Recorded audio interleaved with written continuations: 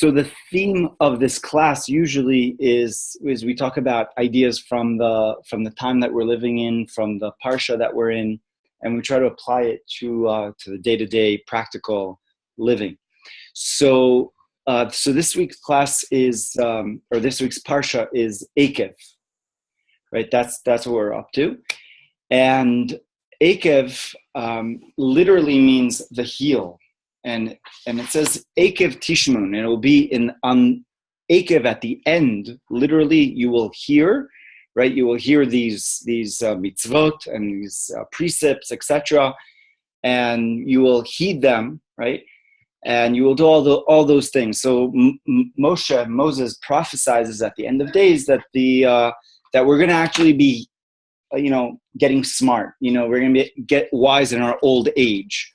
And eventually we're going to listen, and we're going to stop making all these silly, foolish mistakes, and we're going to eventually just, figure it out. That's according to the Pshat. That's what's going on over there. So the theme of this Parsha is actually is described as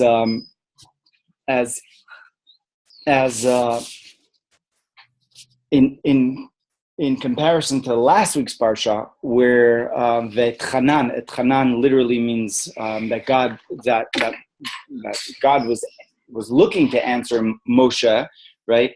And Moshe prayed 515 prayers, and he was essentially asking for all that, for everything that he was asking for to be fulfilled, which was, according to the verses, what was he really asking for? He was asking for the ability to go into the land of Israel. That's really what he was asking for the ability to do. And God denied him that.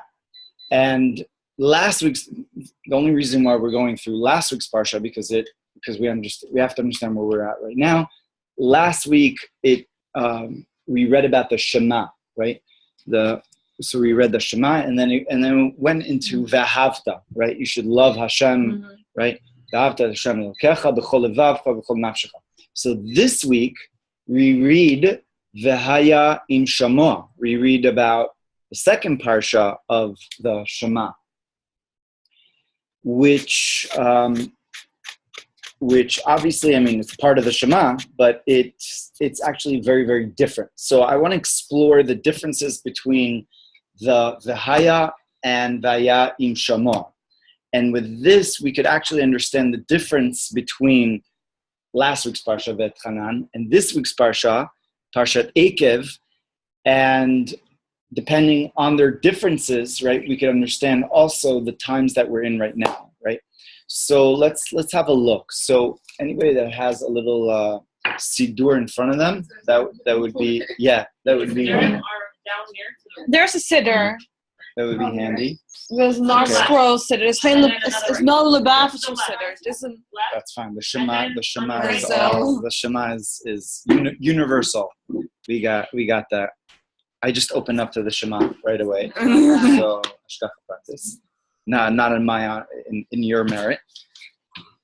Okay, so we've got V'ahavta. So first of all, V'ahavta has, from V'ahavta until the end, Uvisharecha, has 42 words to it.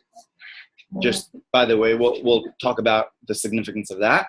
V'haya im Shama, up until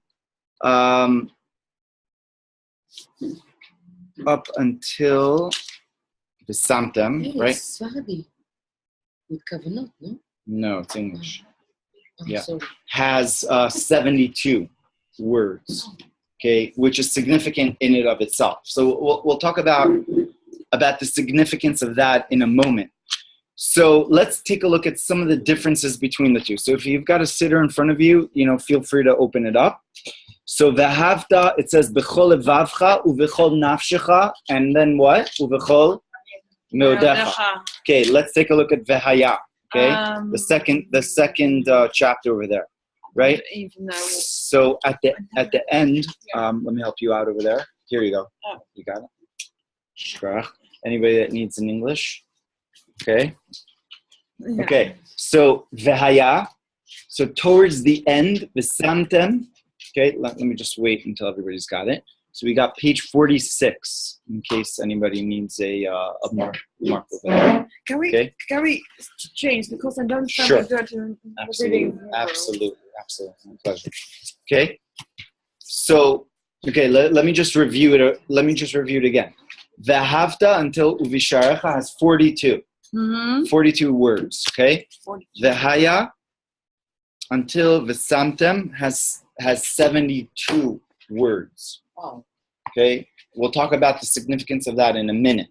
But if you're a little bit Kabbalistically oriented, you know that the number 42 and number 72 are very, very significant numbers. We'll get back to that.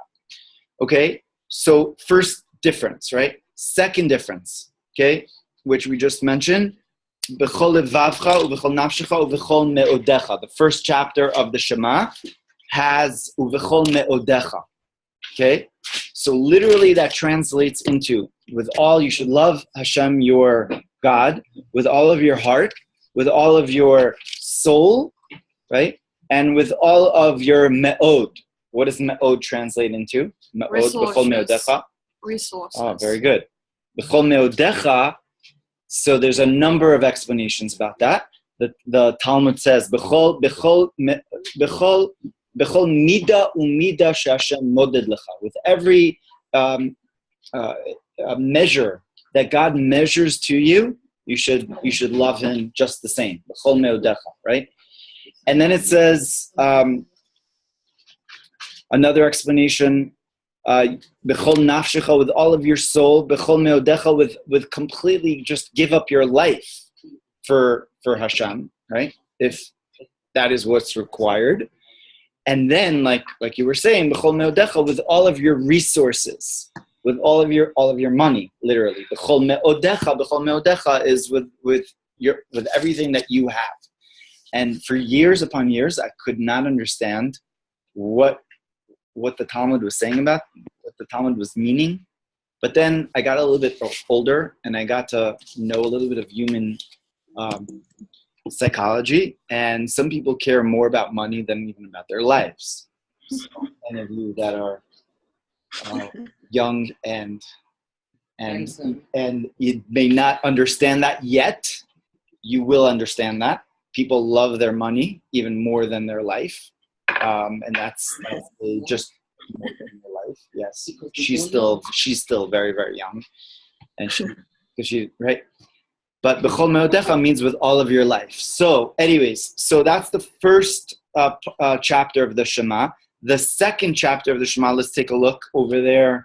It says v'lemadtem otam et benichem, right? Sorry, kshatim l'matem berechem taftem. Yeah, v'samtem et dvari ele al levavchem ve'al nafshechem. Okay, where's me'odechem? Okay, difference, right? Next difference. Okay, uvilechtecha. So let's continue on in the first chapter. V'shinantam levanecha v'dibarta bam. So it talks about the what's dibarta bam? The Torah, right? V'shivtecha bevetecha uvilechtecha v'derech uvishoch becha uvkumecha, right? Ukshartam leot al yedecha. You should connect them, tie them on your arm, right? Lototafot beinecha. So uchtavtam mezuzot beitecha uvisharecha. So we don't see any bit of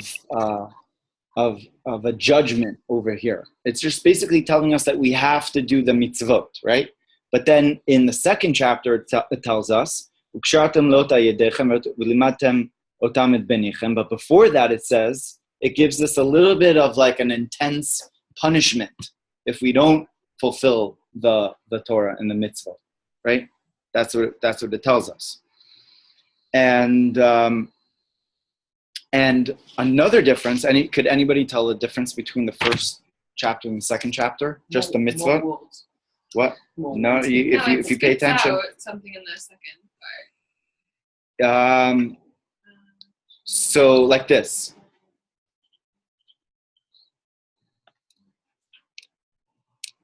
So it says like this: Vishinantam levanecha refers to what? You should teach your children. That's Torah, right? And then v'dibarta bam Torah, right?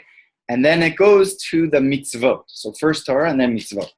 But in the second chapter, it gives us the mitzvot first, right? Kshartam lot al yedechem, and then it says ulimadetem otam et benechem ledaber ba. So you see how the Torah is actually commanded after the mitzvot, right? Everybody get that? So we've got that difference over there. Okay, so a number of differences between the first chapter and the second chapter. Okay, so what is the inner significance of this? So the first chapter, Vahavta, refers to a level of a revealed type of love that a person has for Hashem, right? The second chapter refers to a level of a love which is a learnt level of love, right? Vayam shamoa tishmeu. And if you don't learn it, you're going to really learn it, because then you're going to get, you're going to get in trouble if you don't do it, right? And this is what's going to happen, right? Et cetera, right? So it's referring to a stage, to a level of a person that is not in a revealed state of, we could say, consciousness, of like in a revealed level of understanding. In the second, Vayam Shema, right? Because and there he educates with the stick, and here is chesed. Well, there is Gvura. Right. Well, we spoke about there's a lot of other differences, yes, right, between the two.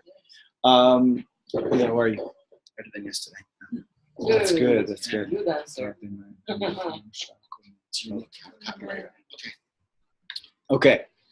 So Chassidus explains as follows, that the first chapter refers to the level of Chochmah. The second chapter refers to the level of Bina, which is understanding. So let's first of all understand the difference between these two realms, and then we'll go into the specifics of the differences which we described before. So let's just, once again, just go through them. Okay, so the first chapter of the Shema has 42 words to it. The second chapter basically has 72.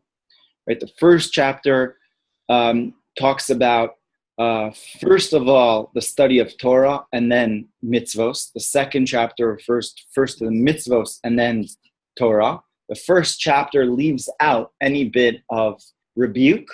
The second chapter talks about rebuke, right? Rebuke tochecha. Okay, so those are the basic differences between these two, right? Last week we read Vahavta. In this week's Parsha, we read about the V'hayim Shema, right? So another question, just keep in mind, right? Why does last week's Parsha V'etchanan, relate more to Vahavta, whereas this week's Parsha, which is called Parsha's Eikev, Heal, relates more to V'hayim Shema, right? Relates to that second chapter. Okay, so the Alter Rebbe explains that the first chapter refers to or relates to the realm of Chochmah, which is a revealed state of realization of consciousness, whereas the second chapter is more connected to Bina, to a realm of understanding. So let's understand the difference between Chochmah and Bina. Okay, so some of you probably heard some of this. Mm-hmm. So we'll try to understand this perhaps on a clear level, that all of us, anybody that may have any comments or understandings, please share.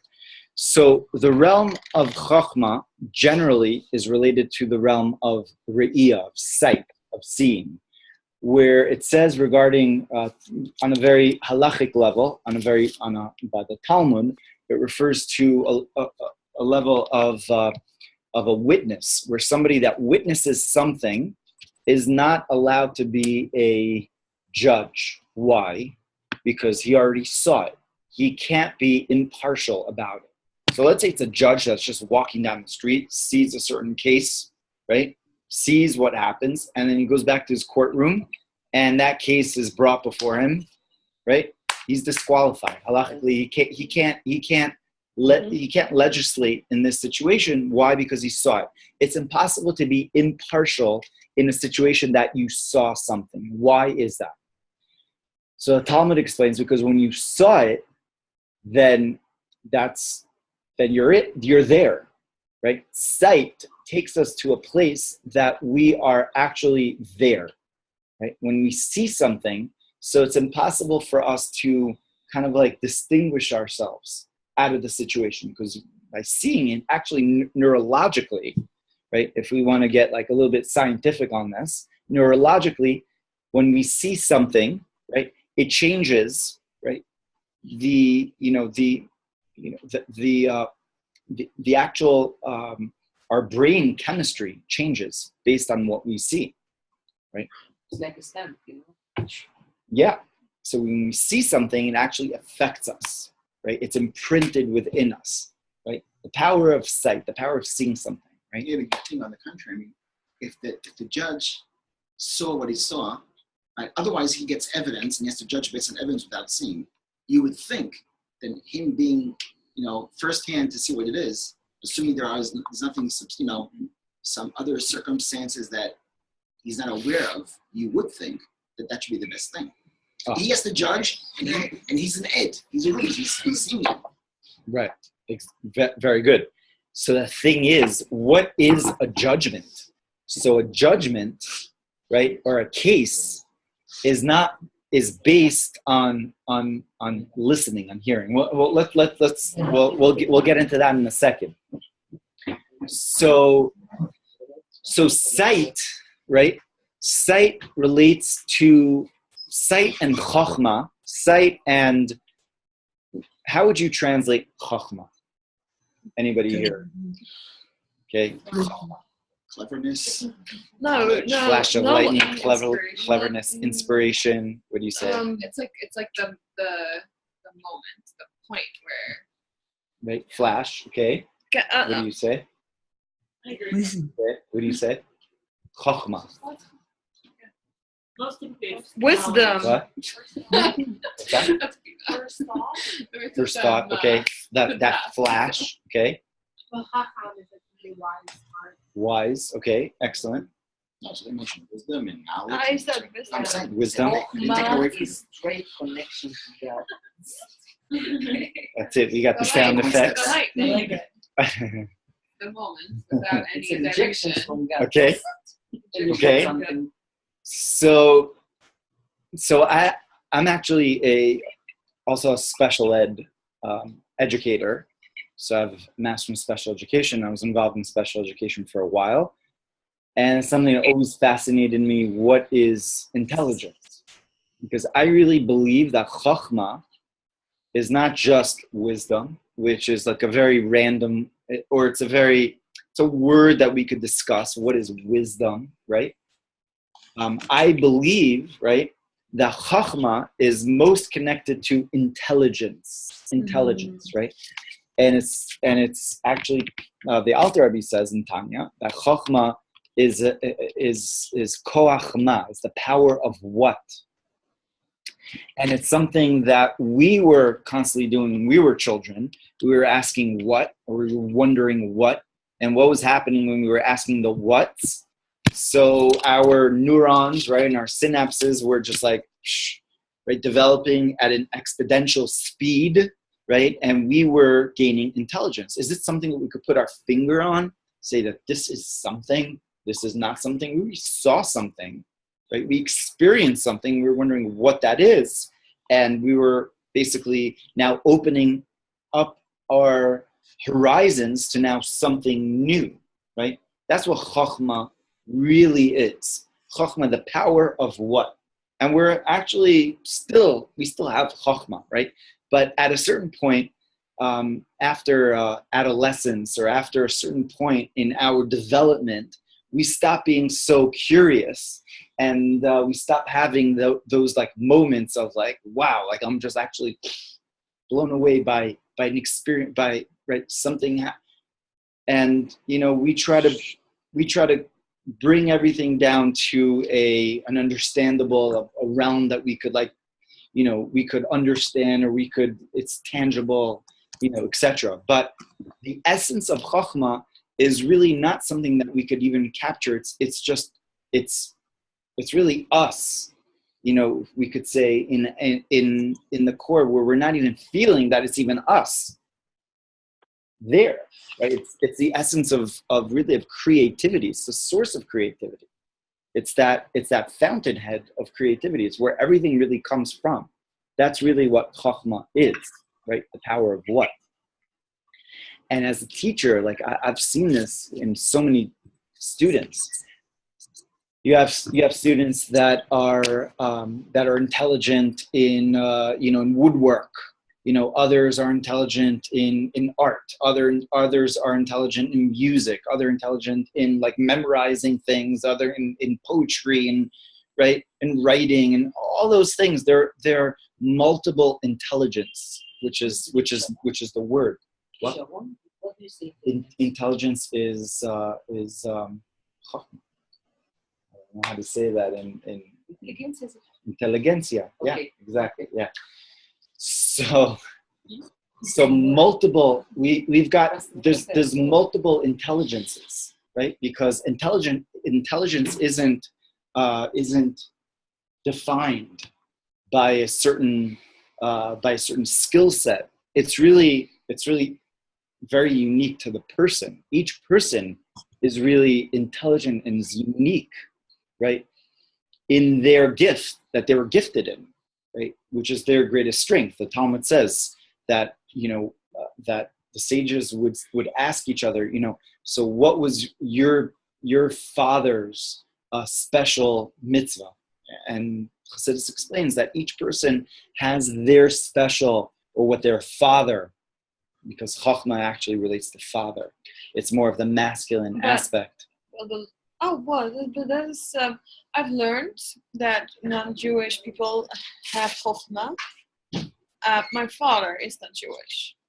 So did I have his Chokhmah?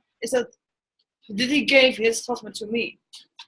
So ultimately, our Chokhmah is the divine Chokhmah of God, which is the realm of the spiritual, right? On the sphere level, there's the sphere of Chokhmah, right? Which is most usually it's the male aspect, right? So regardless of, again, it's a good question that you're asking, but regardless of that, how a person is in the, we're in this world, and that's basically God's decision for us to be here. But that focal point of inspiration for us to even be here is an inspiration by a divine choice for us to be here, right? It's not just like a random thing that just happens to be that I'm here, I'm created, I'm in this world, whatever. There was a divine idea for us to exist, right? And that's the realm of the Kabbalistically, Chokhmah is referred to the father, right? Because it's more of a masculine trait. Doesn't mean that, right? Stereotypically, it doesn't mean that it's not feminine, but stereotypically, the masculine level is more connected to Chokhmah. Why is that? Because the ability to stay steadfast in and to focus on, so to speak, on one idea, and to open up to other possibilities of that is more of a male attribute. Whereas the female is more of a multitasker, the ability to not just be involved in one idea, whereas the whole idea of Chokhmah, Kabbalistic, is really the dot. It's really just one point, right? And actually, this is found, anybody that's a little bit in philosophy, right? And Aristotle, right, talks about this, the idea of the dot. Yes, he does. Actually, I had it in ethical at university. Like I was saying, oh well, just yeah. So he speaks about the dot, and then he speaks about the two dots, right, and then the three, right? Yes. Yeah. So that idea. So the idea of the dot, that idea of there's just one point, that there nothing else exists, is the realm of Chachma. In other words, to be totally focused on just one point, on one idea, and to be like there completely is the essence of Chachma. If you're already thinking about something else, then you're not 100% in Chachma. You're not 100%. You're using other battery powers in your brain. Other things are going on. But to be like totally focused on one thing is really the essence of Chachma. So, in other words, Chachma is not necessarily just getting a 1600 on your SAT. Right? You know what SAT is? Yes. 2400 now, though. 2400? They switched the metric. Really? Yeah. Well, I don't know how to do that. Okay. It's Anyways. 2400. So we get a 1600. Yeah. Anyways, I'm I guess from the olden days. But it's not just about that, 2400, whatever it is. It could be one word, it could be one line, it could be one idea, but you're 100% there in that idea. You've seen that idea, and that idea is now imprinted in you. And nothing else, there could be no other reality. In other words, if this person, you've witnessed this person, right?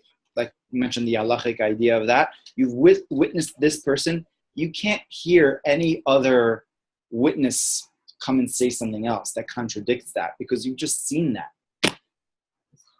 Isn't kind of memory? It seems like whatever you would be 100% in, you would remember. Like, because there's many things that you don't remember, but you're in sight, and the things that you remember, you're invested in it. So it's possible direct to like what you remember. Is it like whatever you're in it, like concepts that you learn many things in like Torah, but you remember a couple of things because you're really invested in those things. You resonate, like you were focused, or a person, or like that. Yeah. Correlation. So it definitely does relate to it. 100% relates to it, because when you're in the act of constantly learning, so then you're also in the act of remembering. But the minute that you are, it says hesech hadat, so you let go of that mindfulness in that idea, so then all of a sudden there's forgetfulness. So the whole place of forgetfulness is really when the mind isn't sharpened, isn't honed. And it's called actually timtum hadat. When a person doesn't remember, a person has timtum hadat, timtum halev, then a person's heart isn't also very honed, very connected. So you can't pray, you can't with that same kavanah. Why? Because your mind isn't focused, where it should be. It doesn't remember. That's what it says, you should remember, you should remember that. So yeah, definitely connects to memory. And we had a whole class about what memory is, and it's like a whole, the deepest place of memory is really, it really goes into what a person is in their highest state of who they are. It's like you're remembering not just like information, but you're remembering like your core, right? Mm-hmm. And that's why really intelligence is not, intelligence is so individual.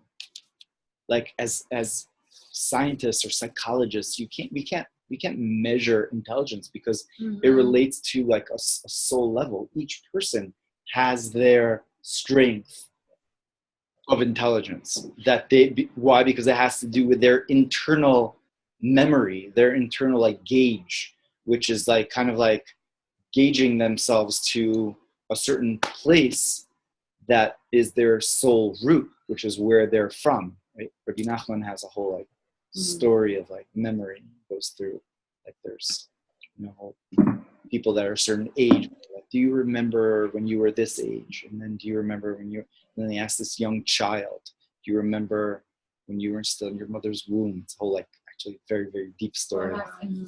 Yeah. Yeah, it's an unbelievable story. Check it out. Mm-hmm.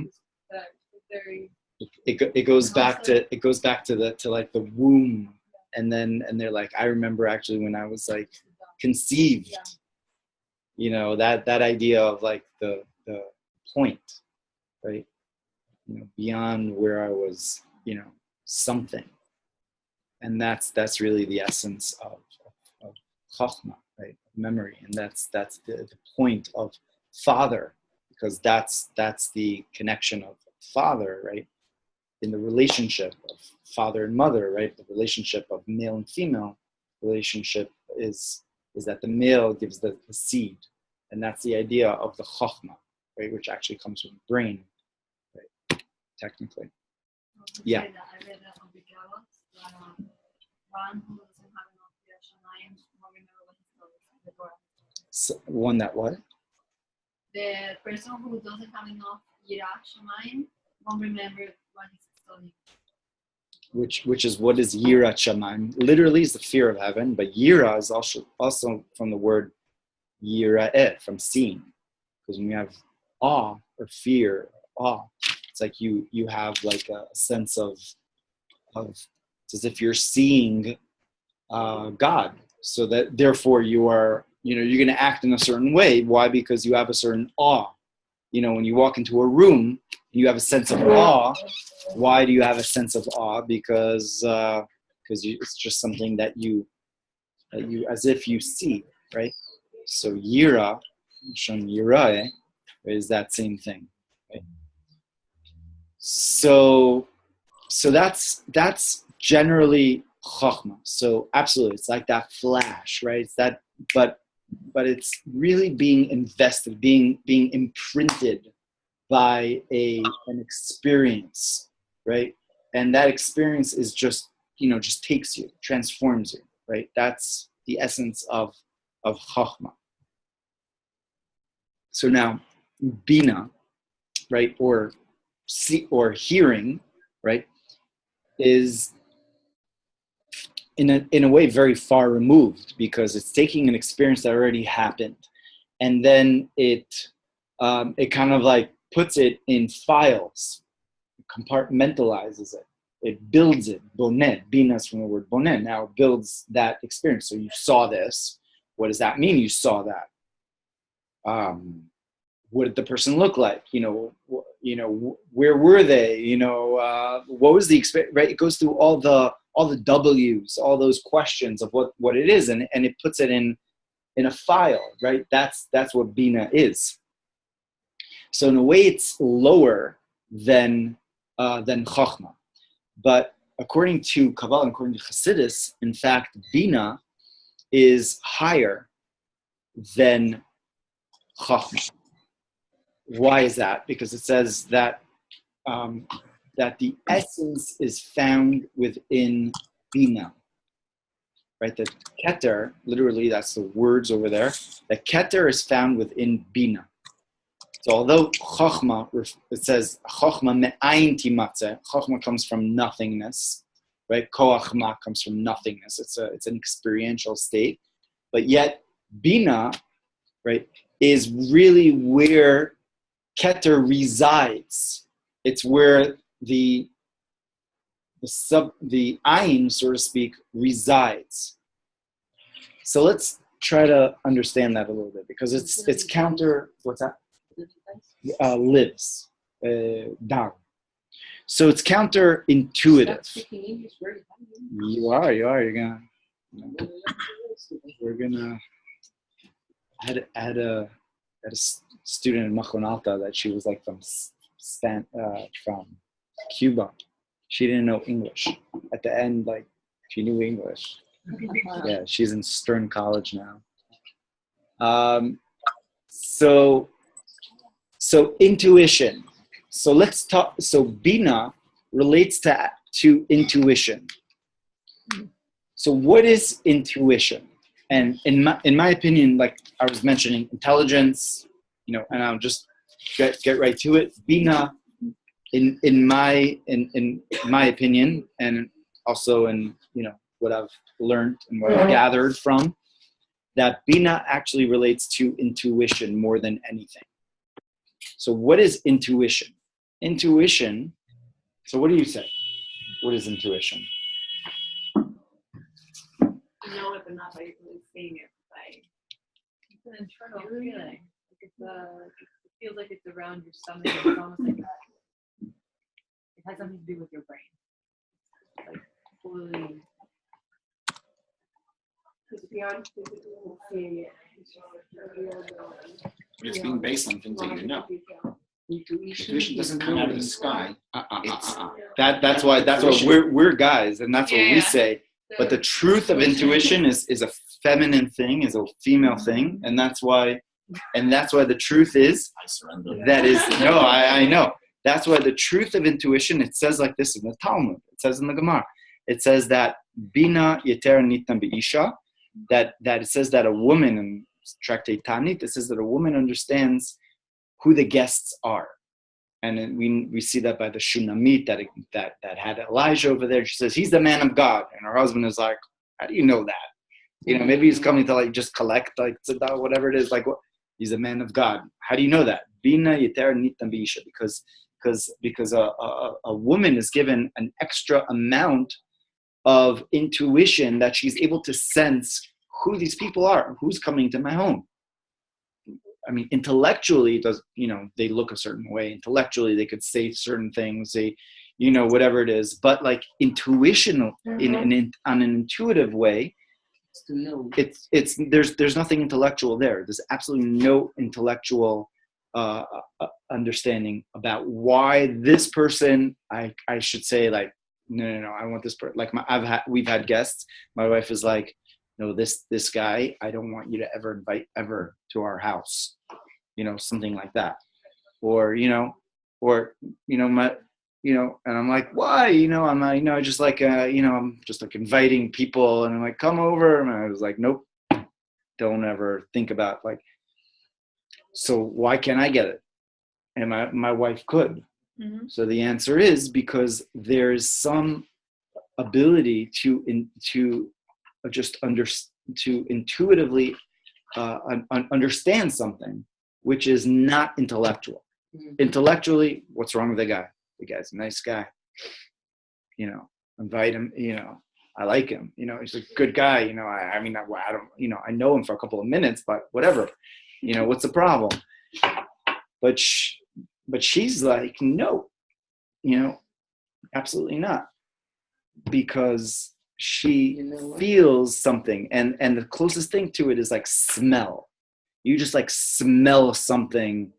You just fishy. Maybe that was a real reason about this person. Well, what? Maybe that was a real. Okay. We don't. Maybe that was a real reason.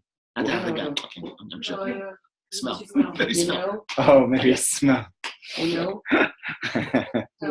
I met my boyfriend that became my husband for 30 years, I met his group of friends, and in the minute I met two of them, I said, this is like this is like this.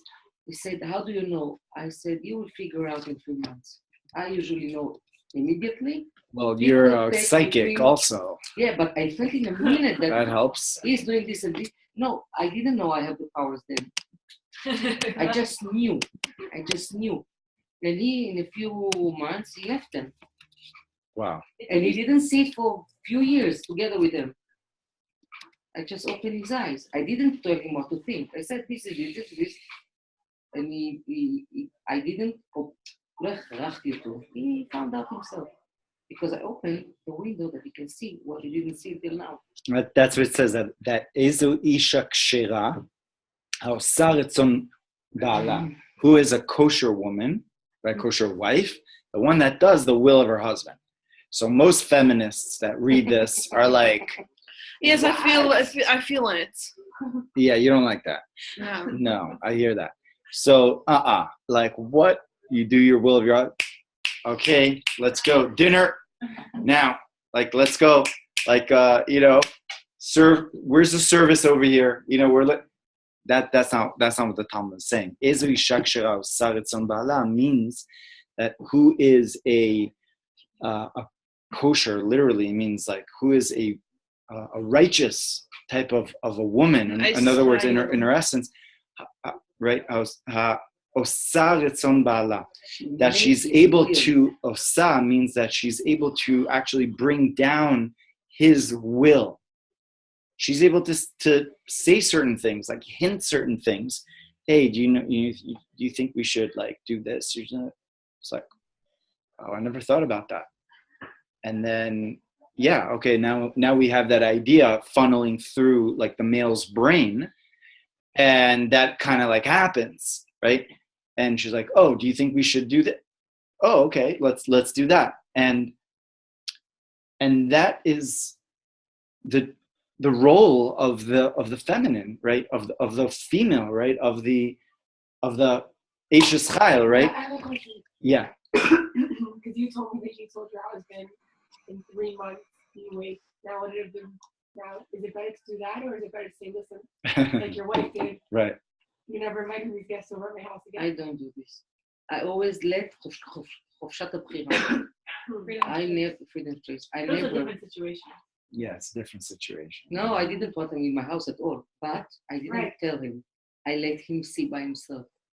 Right. I No, believe but in we've got kids. No, it's different. No, it's different situation. I It's almost feel like different. I'm more She's confused asking than about the Yeah. point of view. You know what she asked about the point of view? Right. What's better? Well, it depends for what. Like certain things, and certain things like my wife kind of like hints, and like eventually that becomes like my opinion even. Oh yeah, Like she's smart. it just grows on me. I don't even know how, but I start thinking in that way because, and that's what the Talmud is saying. Now she's making my will, and thank God I am much better for it. Because of that. Basically, she's telling you, be reasonable, do it my way. basically, yeah. We don't like it on a certain level, and that's why the ego level of a male, right, which is like, I see things this way, I see things in the way of chokhmah. Why are you telling me that? If it would go head to head, it would not always go so well, right? Because the male is like, can't handle that kind of a clash, right? Generally, right? But in the way of the intuitiveness, and this is really my point over here, that the realm of Bina is really surpasses the realm of Chokhmah. I'm not saying this is Kabbalistically true, that Keter, that actually the inner will, the inner intention, the inner level is actually resides within Bina. Right, Atika is found within, it says Atika's realm of Keter is found within Bina. So that means that we're talking apples and oranges. We're talking about like two different worlds really, of Chokhmah and Bina, right? And for Bina to really express its point, it has to do it in a very different way, in a very delicate type of a way, which is what Bina is all about. So like this. So what? I remember when we want our daughter to get married someplace. I was sitting next to him with a couple. I told him, do this, let's do this in this place. It's good. He didn't hear me. Not on purpose. It was like another way of speaking. Mm-hmm. And then our boyfriend, I don't know how to say that, the couple, said the things I said, and he said, okay. I said, wait a minute, you would think it's his idea. I just wrote him an SMS. I was sitting here. I wrote him an SMS. He read, he said, oh, good idea. When I spoke, he didn't hear. I had no explanations for that. Yeah. But when he read, it felt like a wall in his mind. Okay. Yeah. What's that? It's like when I spoke, it's like waves. He didn't get it. no, sometimes it can't be heard that way from a person's own being. It has to be hinted to in a different way. So when I wrote him, it was like not him. It was like details. Right, Number details, right. And he got it. Yeah. And he's So, a smart guy. anyways, there's a lot of there's the male ego and the female. It's a whole dynamic over there. But we could, I want to focus back on what we're saying over here. But this is definitely very, very relatable to relationships. So Bina, again, the idea of intuition really has to do with listening. It has to do more with reflecting instead right, as opposed to intellectually, right, or intelligently, right, understanding something, which has to do more with the realm of the mind.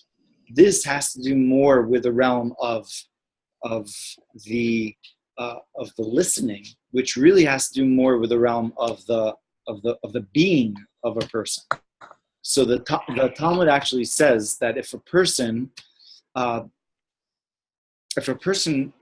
damages another person, they have to pay the worth of what they damaged. So if they damage a person's arm, so they have to estimate how much a person's arm is worth, right? And how much a person is worth minus that, how much they would be worth minus that arm, right, etc. But it said, the Talmud says that if a person causes another person to become deaf, they pay the whole worth of the person. So if a person is worth $200,000, $1 million, whatever a person's worth. Well, on a slave market, the Talmud kind of yeah. So the point is that our ability to hear has to do with our whole self, our essence. Whereas it says if a person blinds another person, then they have to pay the worth of whatever, a blind slave versus a non-blind slave, which would be a big deal, but it's not the whole self of the person. Whereas a person becomes deaf, it's the whole person, right? Completely the whole person. Yeah, that's what the Gemara says. So we see from there that our ability to hear, our ability to listen, right? It says we have hearing, but we also have listening, is really our whole essence. So what is it about our ability to hear that is so essential? Okay, so the hearing element of a person, right?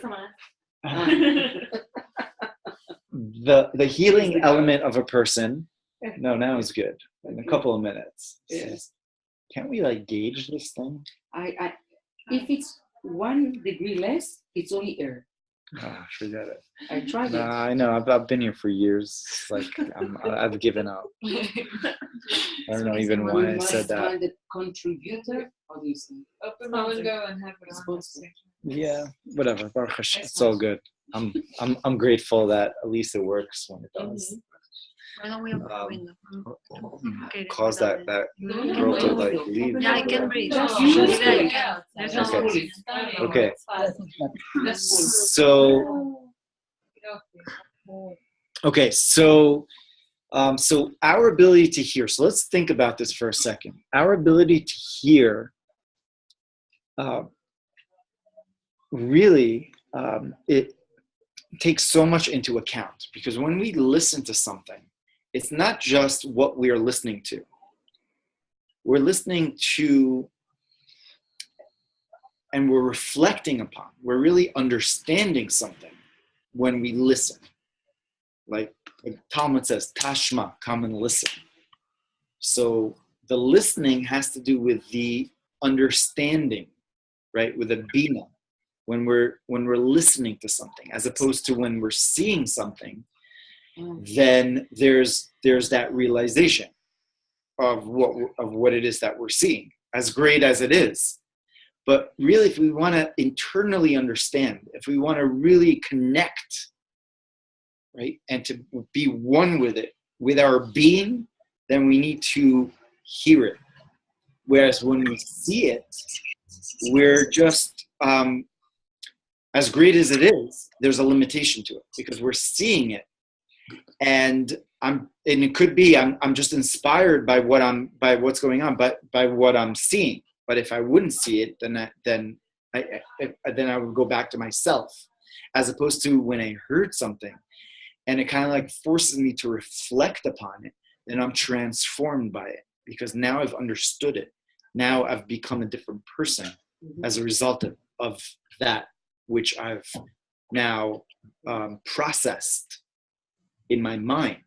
That processing, that auditory processing, now causes a person to now totally become a different person, right? They can't say that they now don't get it, right?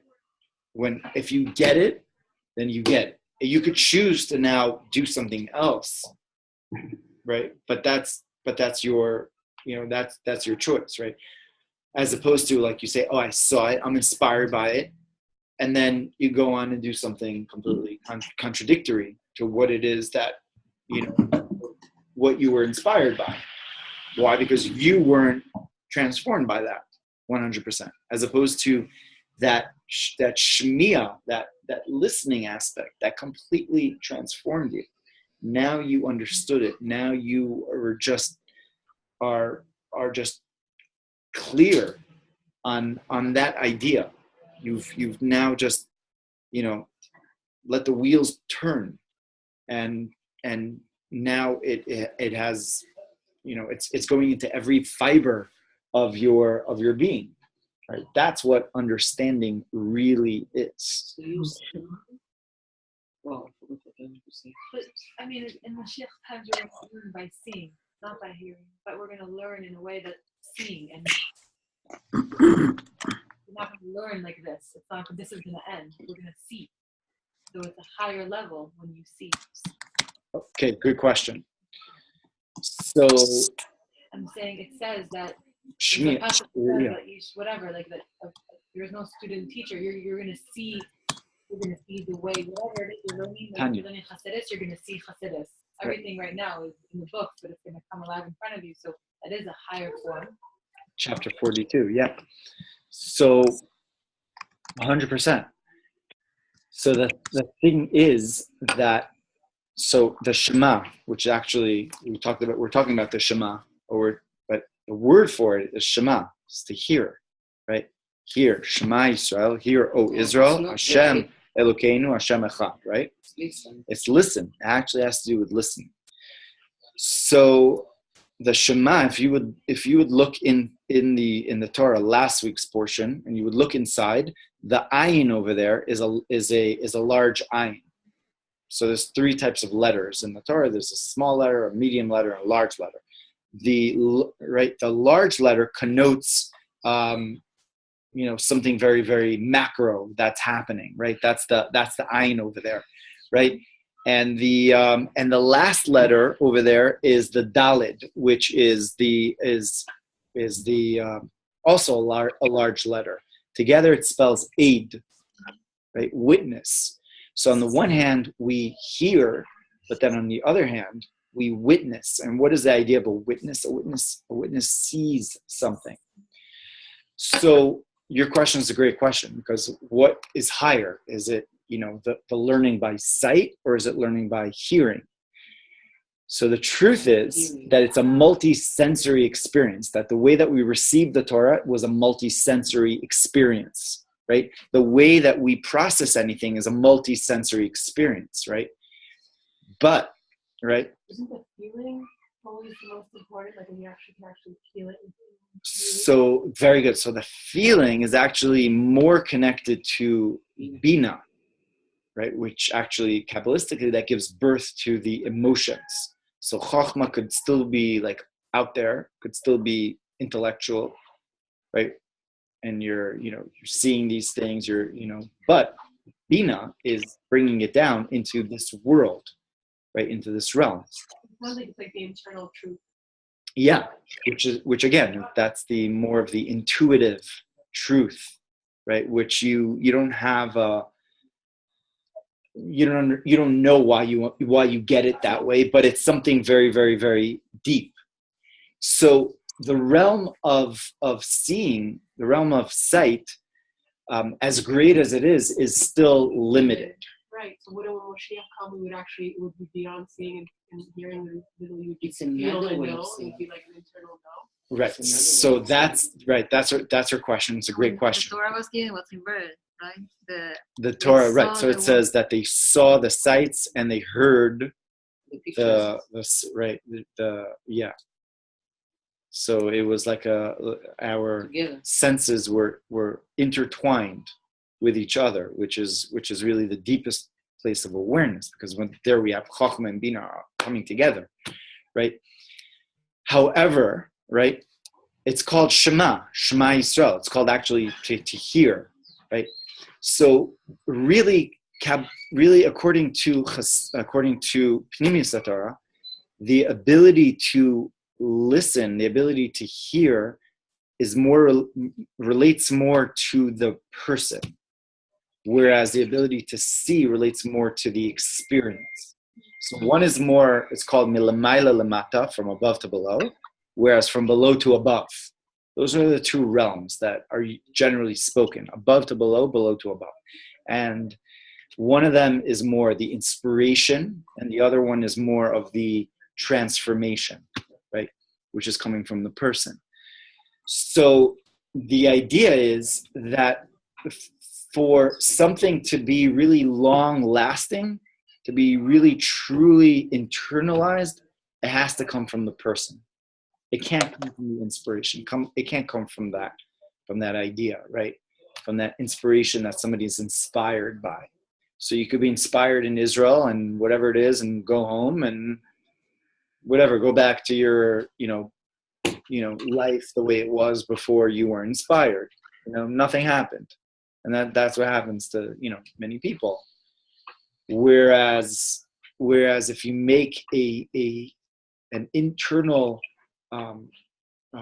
decision to now become transformed by what it is that you realized, and you take proactive steps towards that, then that means that realization is now really long lasting. It's something which is true. It's emes, right? It's the truth. And really, that is the deepest realm of seeing. Because when you really understand something and you really, really are moved by it, then that will motivate you to now become transformed by that experience. You're going to do something, right? It's not just fluff anymore. It's truth. And that is what the Shema generally is all about. So I just want to share a story that the Frierdiker Rebbe says about a certain chassid that was a chassid. He writes this in Likutei Diburim. That was a chassid of the Rebbe Maharash. So he was an old man, and he met this old man, and he said, I want to tell you a story. Come, let me tell you a story, a blessing that your grandfather, because Rebbe Maharash was his grandfather, blessed me with. So when I was a young man, I didn't know too much Torah. He's like, I still don't know that much Torah, but I went to your grandfather for a blessing. I was a businessman, and I wanted to know, like, what should I do? How should I best live my life? So he gave me a blessing. He said, I forgot what his name was. I don't know if it says what his name was, but he says, I want you to remember one thing. That the verse says, actually last week's Parshat, or Haftarah, Se'u marom einechem, raise up your eyes to the heavens, Ure'u mi bara ele, and see who created all of this. It's a verse in Isaiah from last week's Haftarah. So he says the acronym of Se'u marom einechem is Shema, right? Se'u Shin marom einechem Shema. Ure'u mi bara ele, Se'u marom einechem mi bara. So raise up your eyes to the heaven, Shema, right? And see who created all of this. So says, I want you to remember this all the days of your life. You're a businessman and you travel. So he said, whenever you travel with a carriage, whatever, you take a wagon, whatever it is, I want you to sit by the window seat and try to look up at the sky. And when you take a hotel room or whatever, I want you to, make sure that you have a good window and you're able to see the sky. So always look at the sky.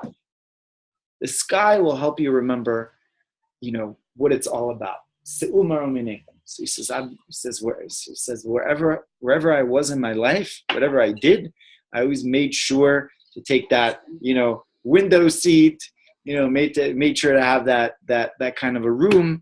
And I always remembered that blessing of your grandfather. And here I am, an old man, and thank God I've merited to have, live a good life and, family and all that.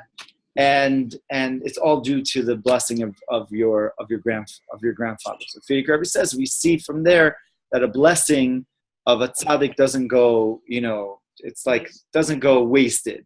We see, and also he said, we see how a simple person just takes that blessing and he lives with that blessing. It's not like, oh, thanks, you gave me a bracha, onwards. Gave me a blessing. I'm living with that blessing my entire life with one blessing. So the Rebbe explains this story, which sounds like a nice little story, and he explains this as follows: Se'u maro minechem is Shema, but it really says sight. Ure'u mi bara ele. So the Shema is actually the hearing is connected to the seeing.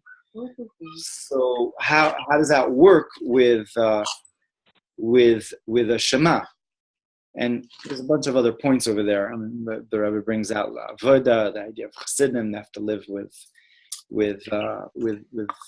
simplicity, etc., etc. But the point over there regarding this is that the ability for what the Rebbe Marash was saying to this person, that the ability for a person to discern and to understand really connects to sight, to the highest level of sight, even beyond what seeing could do. And he explains that you're looking at the sky, but it's not just the sky that you're looking at. Great.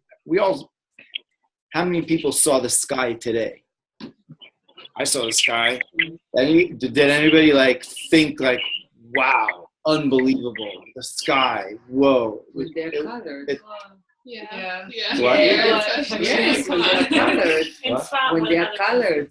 In Tzfat, all the time you look at the sky and say, whoa. Yeah, but but you can have people that live in Tzfat for a while and you don't look at the sky. But the point of this story is that when you look at the sky, you're not just looking at the sky.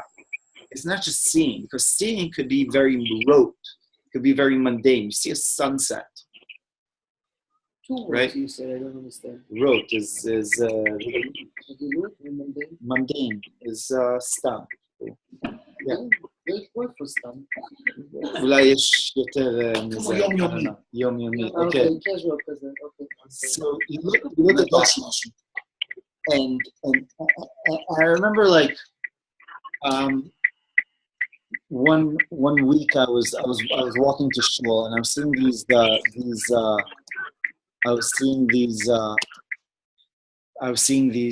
these tourists that they were like, whoa, they were looking at the sun, and it kind of stopped me from walking on. I was like, that is a gorgeous sunset. How could I just keep on walking forward? Wait a minute. Wasn't it you that sent me a little video of the sky? You all the time admire the sky. Yes, but yeah. I try, but I'm not a. Sky. The point is that you could get used to things, and the word for that, tanug tmidi enu tanug, that a regular pleasure is not a pleasure anymore. In other words, you live in paradise, you live in a certain place, you live in Bali, you live in I don't know where you live. You live on the beach over there, nice the first week, the first 2 weeks, the 3 months, 4 months, 5 months, you're like, bored, what's going on? It's not the same thing because you're not seeing the same things that you were inspired by when you got there. So we see that seeing is kind of limited. So se'u marom einechem. So the diuk, right, or the point over there, the Rebbe is saying, is not se'u shamayim einechem, but the verse in Isaiah, se'u marom. So if you know the difference in Hebrew from shamayim and marom, shamayim means sky, right? Marom, from the word ram, is exalted, means it's beyond the sky. Ram, you're looking at what's beyond it. So the idea is you are now looking beyond it. What is beyond it is beyond what your ability to see is. And what can't your eyes see anymore is where your imagination and your understanding, your discernment, your intuitiveness really comes in. So that means your intuition is actually deeper than your ability to see. It's your intuition that really like sparks or really, jump starts the whole sight process. And therefore, right? And therefore, se'u marom einechem, look at that, and then you'll be able to really see. So now getting back to your question, right? It says that at the end of the days, Mashiach is going to come and he's going to show us whatever. So Chassidus explains that it's not just going to be a 3D show. It's not just going to be something which is, wow, we're seeing it. It's not just going to be that, but there's going to be the intuition, which is now added into this to this lesson, right? It's not just a visual show, but it's the depth which is added, right?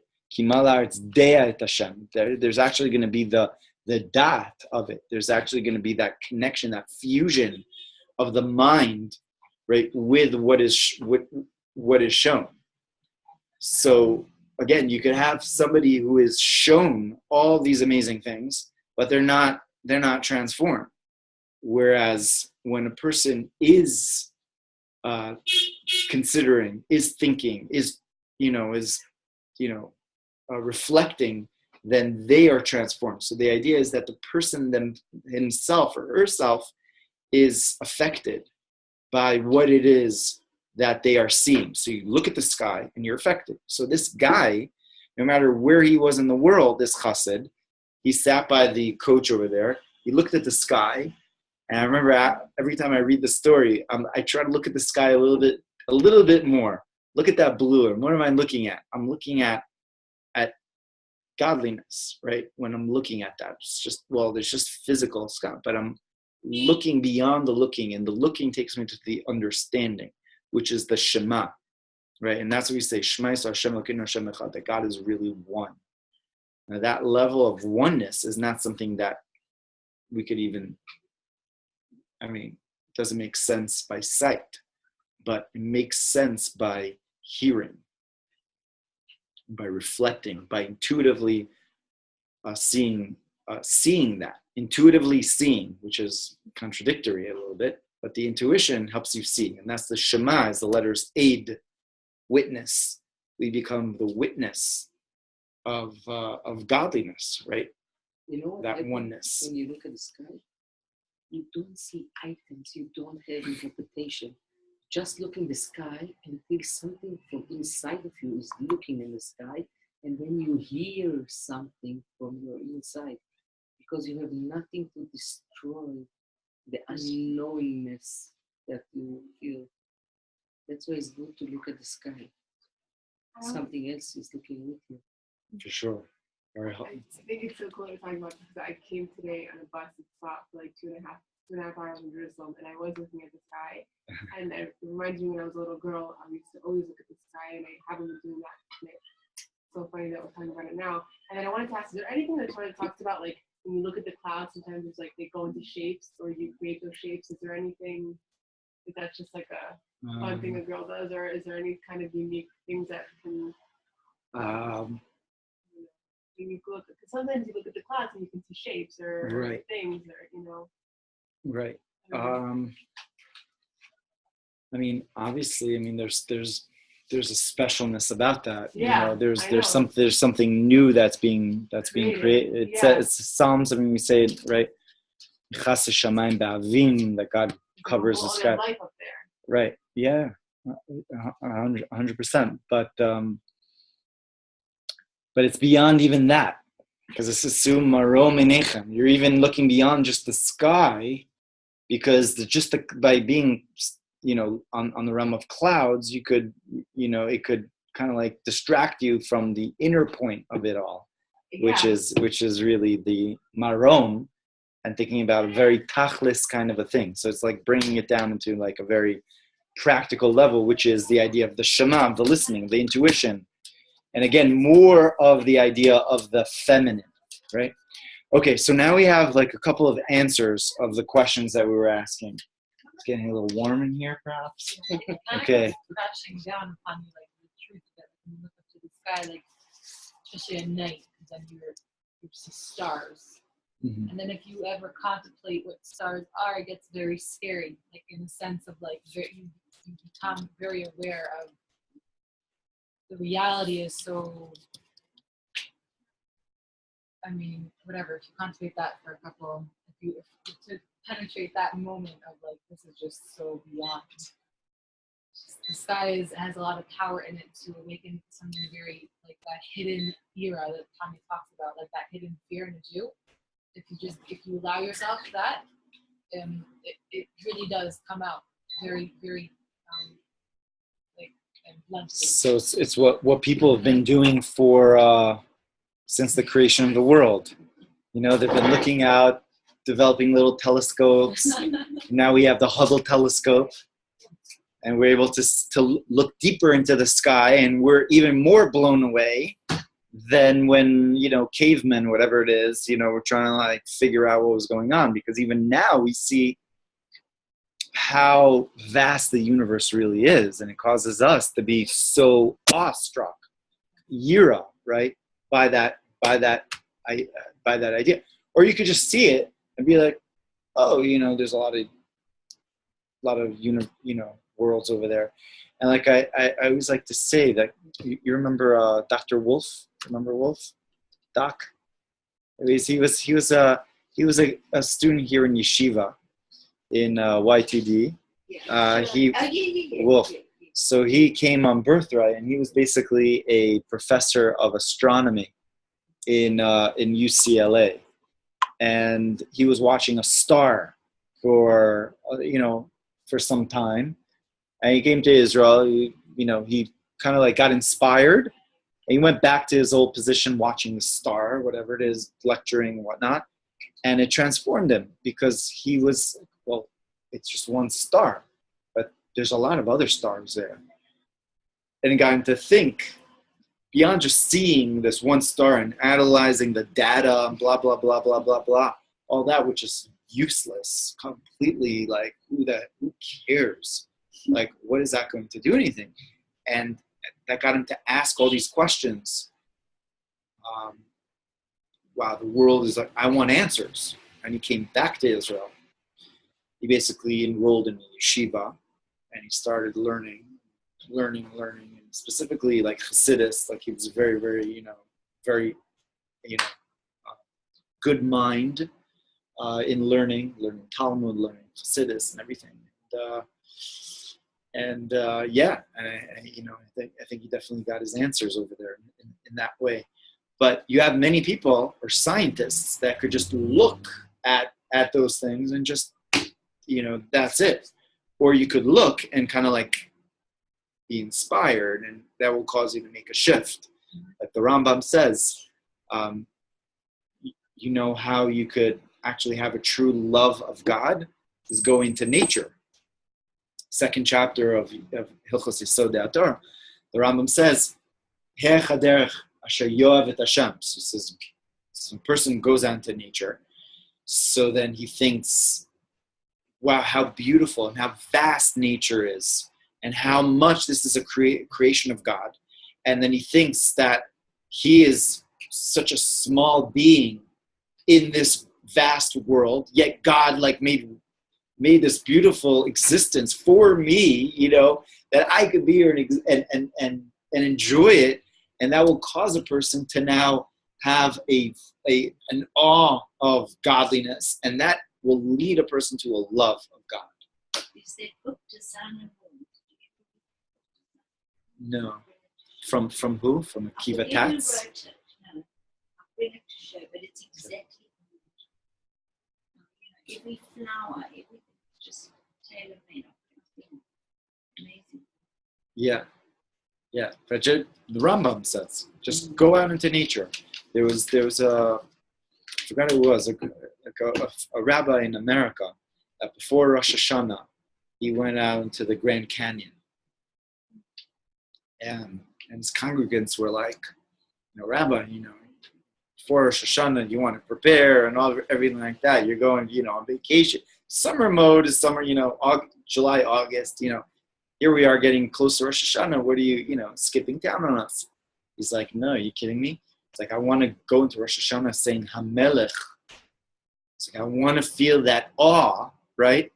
I want to go to the Grand Canyon because when, specifically that place is, see like amazing creation of God, the elaborate creation of God, you are awed, right? And that causes you, right, or me was saying this, Rabbi, to like have a real sense of awe and love of God. So I could really go into Rosh Hashanah and say Hamelech, in a real way. So I'm not going there on just a vacation mode. I'm going there to be inspired.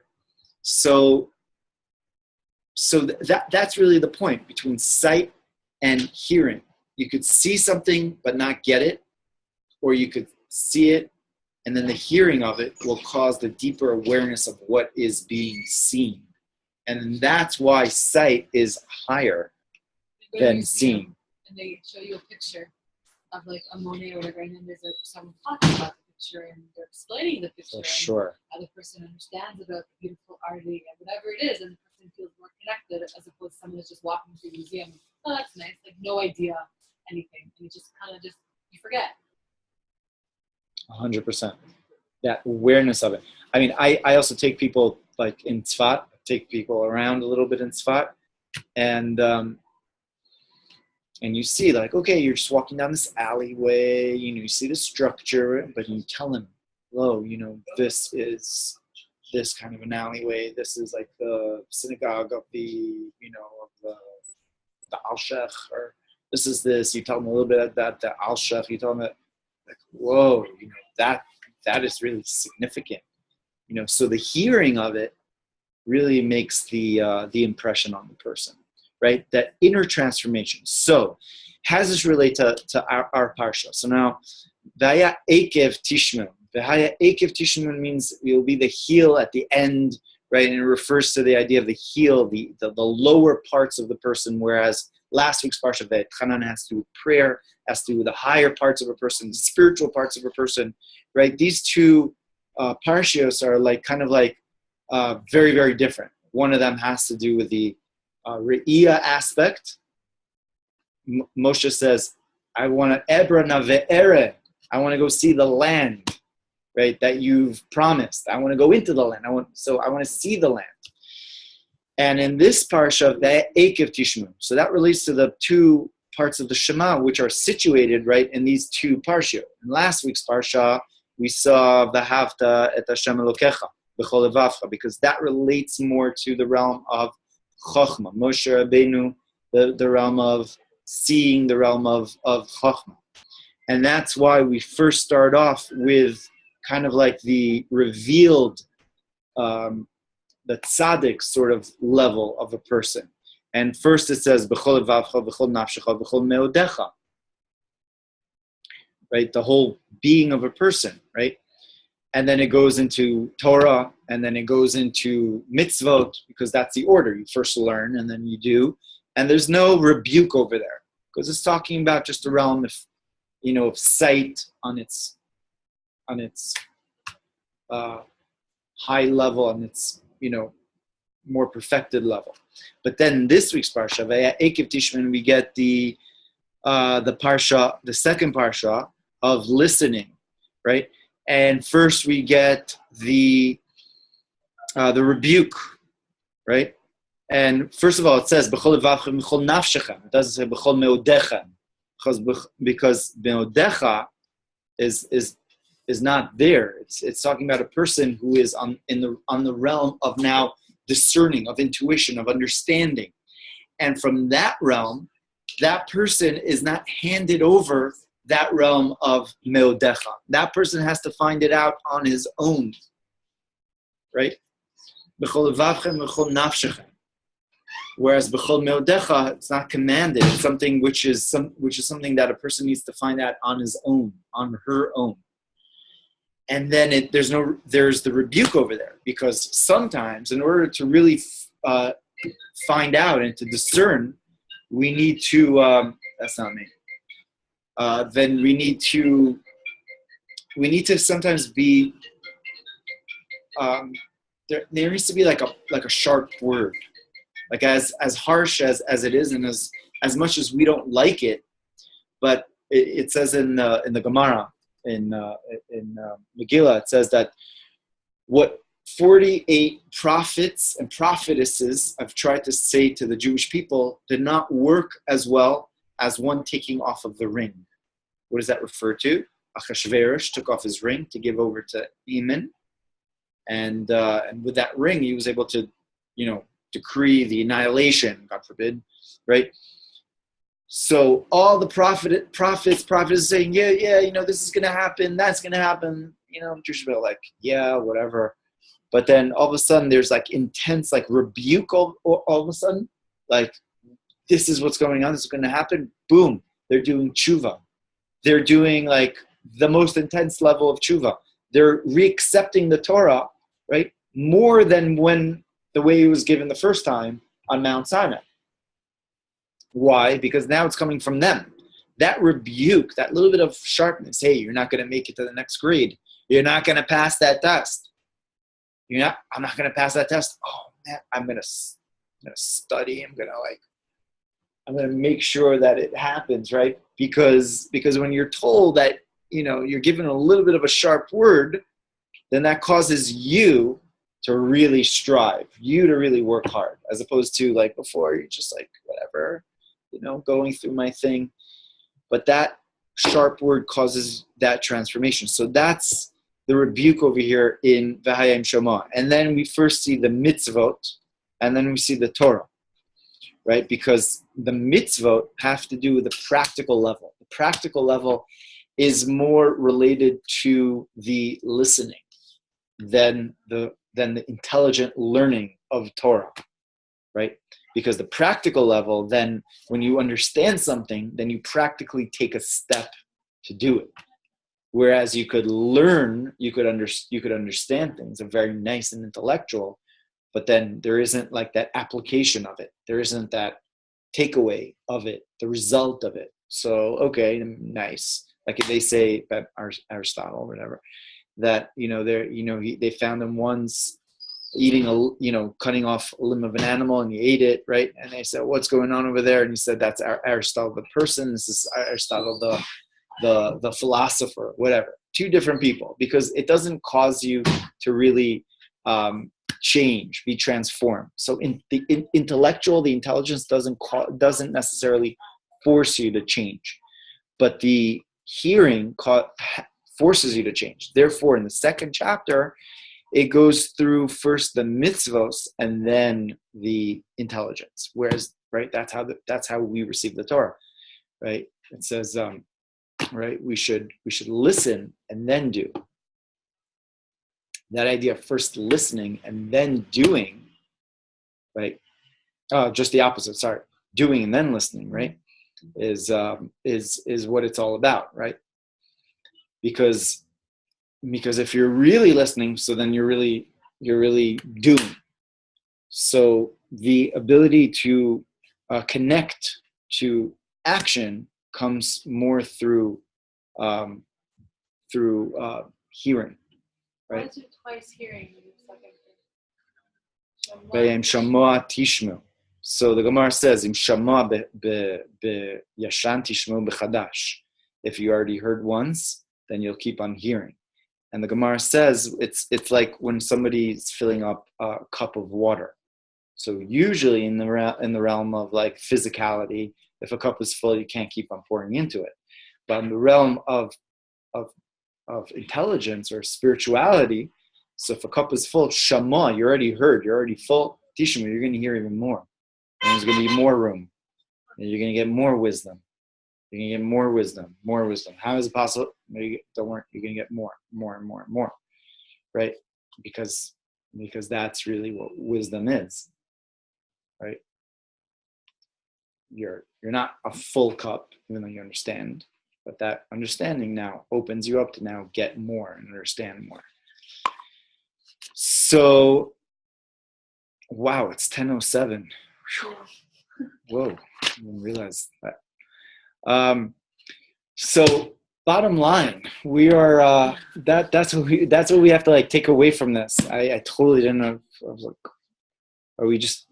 I think it was like an hour and 40 minutes. We just like went through. Okay, that's cool.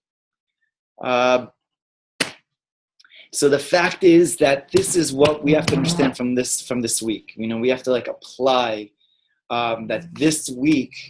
The Rebbe also says that the month of Av actually relates to Shmiya.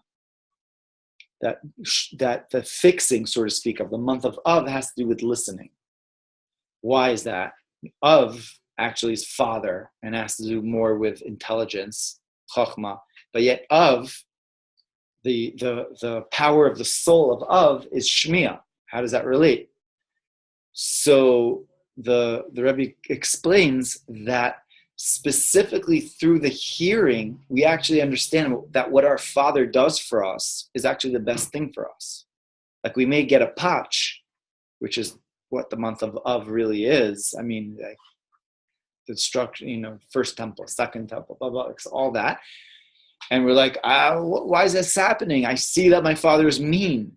This is not a nice person, not a good person to, that is doing this, right? And that's the very literal sight, of a child, right? Of an immature person that doesn't understand. But when a child becomes more sophisticated, understands that we've been given rebuke, right? And that goes back to the idea of the rebuke, the first temple. God, took that away. Second temple, etc., is for us to now become better, for us now to transform. And it's really for our sake, because we could just be given all these things on a silver platter. We'll never really truly appreciate it. But when we have to strive towards something, so then we appreciate it on our own. So that's why the month of Av is the fixing this of the sense of hearing, because we see that within all the tochacha, all the darkness, all the galus, we see that the inner purpose of galus is really for us to become transformed, to see the geula, to also see the redemption, right? To see that all we're missing is really that letter Aleph from the Gola, right? Like the Maharal says, Gola is Galut, but Geula is just that Aleph inside of it. That Geula is just that, that's the only letter that's missing. And within the exile, you could just look at the darkness, it's hard, it's terrible, blah, blah, blah, all those things, or really see that, see the Geula that within the Gola, right? And really understand that we are now on a pedestal of great things. We're now on the pedestal of redemption, of Mashiach, and the Rebbe really spoke about that the last years, that, could see that all these amazing things are happening in current events in the world. was talking about the UN and people are getting all these armed treaties and this and that. All those things are just going on. And we could look at these things. We could read about them in the news. We're like, oh, this is happening, blah, blah, blah. Or we could think about, wow, all those things are happening. They're really all for Mashiach. They're all heralding like a new day, a new dawn, like something amazing is happening. So that requires Shemiah, that requires our hearing, that requires our understanding. We could become crushed, God forbid, by exile, just give up, God forbid, right? All that. Oh, it's or be like, all this exile is really just coming from our Father, and we have to request Ad Masar. We have to say, like, that's it. Like we want Mashiach now. We all that, but also see it. Like the Rebbe says, open up our eyes. Actually, he says that by hearing it, we're actually opening up our eyes. That the exile is not just for face value. That we have the choice, really, of living an exile type of an existence, or living a geula type of an existence, based on our hearing. What is our understanding of it? We could choose to live in exile because that's what we see. That's what the news tells us. That's what current events is. Blah blah blah. That's what people are telling us. Or we choose to understand the current events in a different way. So that comes from hearing things in a different way. And we're reading the news of the Parsha, right? We're reading the news we're not reading the New York Times. We're reading the Sicha of the week. We're reading that type of information. So that type of information is the real information, right? That is really the news of the week, the Parsha of the week, the times of the week, all those things. And that, causes, gives us the ability to really see things in a different way. So the Rebbe says that this Parsha is always within the month of Av. Parsha of Eikev is within the month of Av. But then next week we have the Parsha Re'eh, which goes back to sight again. So we have a Tchanan, which is basically sight, and then we have Eikev, which is hearing. But then next week is Re'eh again. We have sight again. And the explanation is that there's the third level of sight is a level of sight based on a person's ability to hear properly. So this week we kind of like hone our auditory ability to discern and to understand things in the right way. So yeah, so that's the message of like, kind of like fine-tuning our ears, right, to be able to discern the orchestra, right, and everything over there. So that's it. Any comments, questions? Okay, so that's it. That's what we got to do. We gotta hone in, and we can't just let our current events of things to just. We have to be su'umarom einechem. Look a little higher than the exile. Sit by the window seat a little bit more. All right, guys.